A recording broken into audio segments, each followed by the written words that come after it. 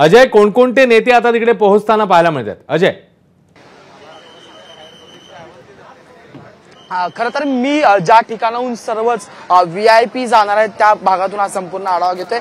सध्या तरी भाजपचे आमदार जे ते ह्या ठिकाणी आज जाताना पाहायला मिळाले। त्यात प्रसाद लाड असो, अमित साटम असो, मंदा म्हात्रे असो, असे आमदार।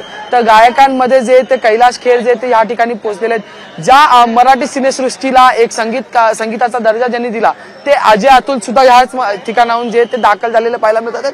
आणि सगळ्यात महत्त्वाचं म्हणजे की ह्या ठिकाणी सुरक्षेच्या अनुषंगाने प्रत्येकाची जी आहे ती तपासणी केली जाते। मोठा पोलिसांचा फौजफाटा जो आहे तो या ठिकाणी उपस्थित आहे। कितीही VIP मुवमेंट असली, आमदार असले तरी त्यांच्याकडे जर पास असतील तरच त्यांना सोडलं जातं। त्यांच्या गाड्या ज्या आहेत त्याही अडवल्या जात आहेत। त्यामुळे आपण जर पाहिलं तर या संपूर्ण भागात लक्झरियस रीग लागलेली आहे, पण त्यांची सुद्धा एकंदरीत त्यांना पास असला, परवाना असला तरच आज सोडलं जाईल।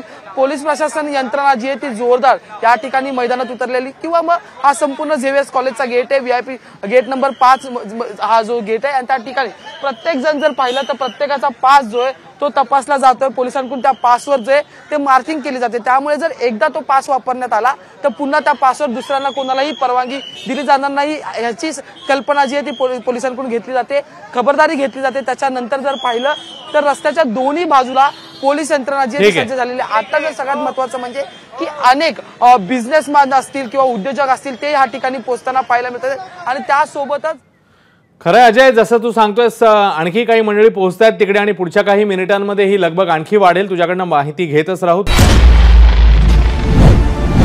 महानिकाला दिवशी सर्वाधिक पाहिलेलं चॅनल